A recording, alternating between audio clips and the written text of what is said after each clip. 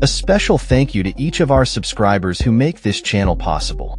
Here's today's story.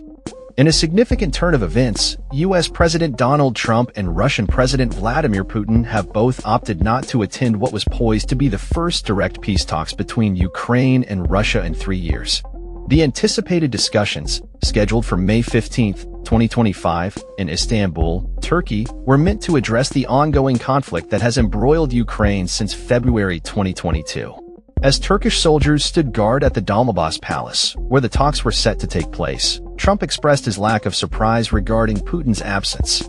Speaking to reporters during a business roundtable in Doha, Qatar, Trump remarked, "I didn't think it was possible for Putin to go if I'm not there." This comment highlights the complicated dynamics between the leaders and the expectations surrounding their involvement in the peace process. The peace talks were originally sparked by a proposal from Putin, who suggested direct negotiations without any preconditions.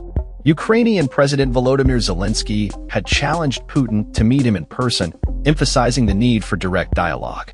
However, the Kremlin confirmed that a delegation led by Putin's aide, Vladimir would represent Russia instead of the president himself. This decision has raised concerns about the potential for meaningful progress in the negotiations. Ukrainian officials have made it clear that Zelensky is unwilling to engage in talks unless Putin is present. Mikhailo Podolyak, a presidential advisor, stated that Zelensky would only sit down with the Russian leader, emphasizing the importance of direct communication between the two heads of state. The stakes are high as both sides have expressed a desire for a ceasefire agreement, yet the absence of their leaders diminishes hopes for a breakthrough. Trump, who is currently on a three-nation tour of the Middle East, has been vocal about his frustration with both Russia and Ukraine. He has advocated for a 30-day ceasefire to halt the ongoing conflict, while also considering potential sanctions against Moscow if it appears to be obstructing the peace process. The U.S. delegation, which includes Secretary of State Marco Rubio and Special Envoy Steve Witkoff, aims to coordinate positions and share Zelensky's vision for peace during this critical week. The backdrop of these talks is a complex web of international relations, with the war in Ukraine representing Europe's most significant military conflict since World War II.